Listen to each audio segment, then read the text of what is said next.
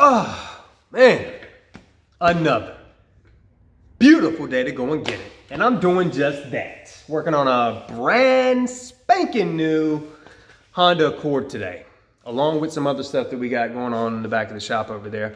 But anyway, something was looming in my mind, guys, and I wanted to bring it to you. The only reason it was looming in my mind because I got a question the other day that I couldn't answer right off, that I'd never really taken into consideration.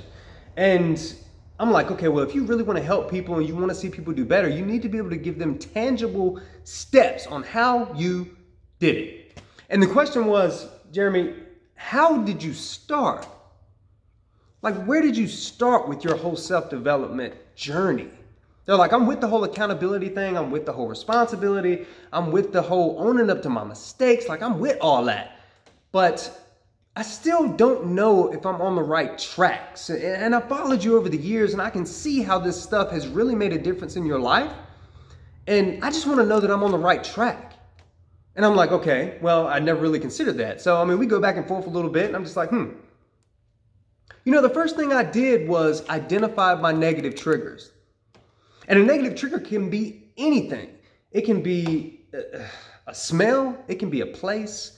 It could be a person. Anything, whatever puts you in a negative state for the moment is a negative trigger, right? And a lot of times for a lot of people, it's individuals. There are certain people in your life that are negative triggers that when you see their name pop up on the phone, when somebody mentions that person, it like puts you in a negative state.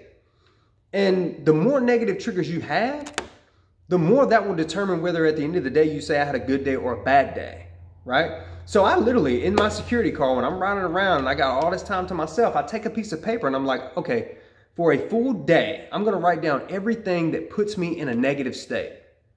And I did just that. And when I identified that stuff, see, a lot of people just don't even know what their negative triggers are. And I mean, if you don't know what those are, how do you address them? You know what I'm saying? Like, you can't address a problem you're unaware of. So what I discovered was there were some individuals in my life at the time that were negative triggers for me. And they're like, okay, well, that's it. That's what it is for me. I have some people in my life that are negative triggers for me. How did you deal with those? Like, what did you do? And I'm like, I have an answer for you, but you're probably not going to like it. And they're like, okay, you know, it's okay. Like, just be real with me. What did you do? And I'm like, okay. Holding a grudge costs the person holding it 10 times more than it costs the person it's being held against.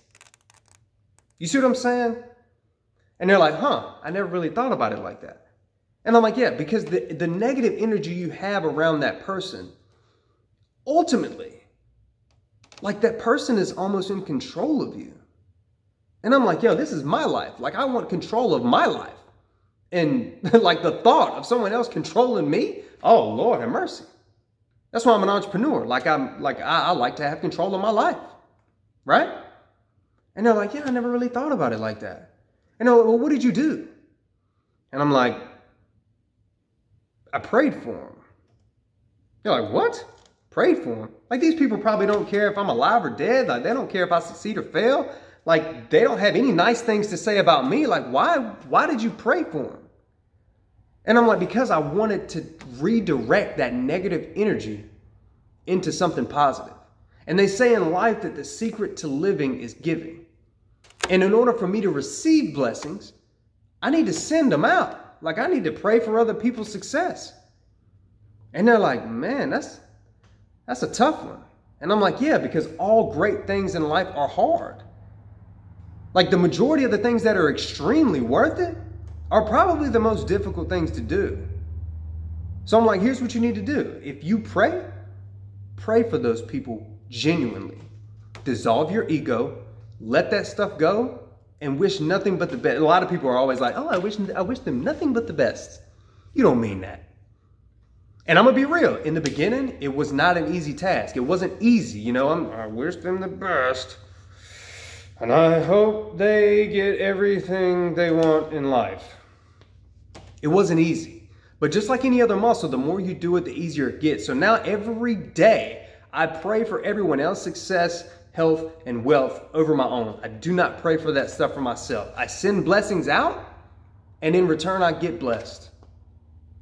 Now, whether you believe that is totally up to you. I'm telling you where I started. That's a tangible step if you're struggling. I promise you, if you have grudges, if you have dislike and hate in your heart, the first thing you need to deal with is all of that internal stuff. Don't go out and trade your car in.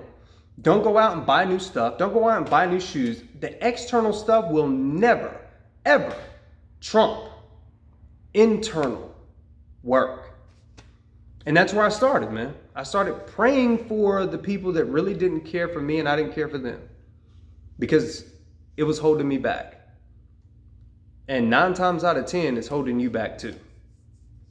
So anyway, I'm gonna get back to it, man. I hope that helped. I really hope you hear that and it's like, man, that's it. Because that's exactly what it was for me.